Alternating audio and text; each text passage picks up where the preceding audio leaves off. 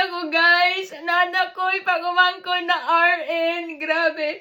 Sobrang hirap ko dito sa Amerika. Pero napaaral ko talaga siya. Alam niyo yun. Kaya kung meron kang pamangkin dyan na matalino, mabait, paaralin nyo para one day, hindi na ikaw ang breadwinner. Dalawa na kayo.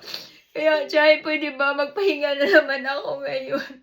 Dahil pagod na ako dito sa kakatrabaho sa Amerika. Siya na naman.